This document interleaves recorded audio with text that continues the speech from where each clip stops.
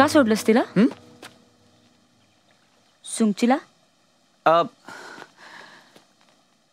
एकतर माझे आई वडील कन्व्हिन्स नव्हते आमच्या लग्नासाठी. मी त्यांना कन्व्हिन्स केलं आणि आमच्या प्रेमापोटी ते कन्व्हिन्सही झाले. तरीची नवीन अट, लग्नानंतर आई वडिलांबरोबर राहणार नाही असं म्हणाले. मग काय, मी म्हटलं जमणार नाही. का? आजकाल तशी पद्धत आहे. पद्धत? हा, पद्धत म्हणजे लग्नानंतर मतभेद होतात, भांडणं होतात, मग नंतर वेगळं होण्यापेक्षा आधीच तयारी करायची. तयारी करायची?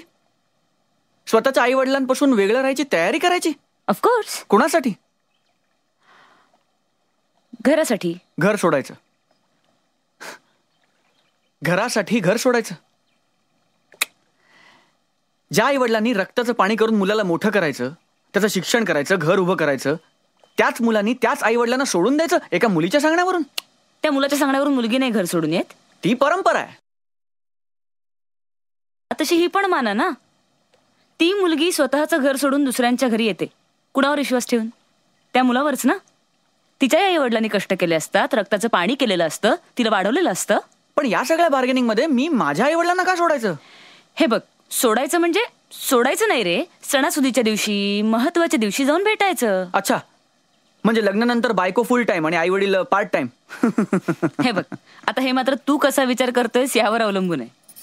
हे मस्त जमतात मग मुलींना. अर्णव आणि तुझ्यात यामुळे वाद झाले? यामुळेही झाले. पण अर्णवनं पडलेल्या बऱ्याच प्रश्नांची उत्तरं त्याच्याकडे नव्हती. माझा काय दोष? आणि तुला पडलेल्या प्रश्नांचं काय? सगळ्या प्रश्नांची उत्तरं नाही मिळाली अजून, पण म्हणून काय मी डोकं आपटत बसले नाही. घेतला निर्णय, झालं वेगळे. इतकं सोपं असतं? कठीणही नसतं.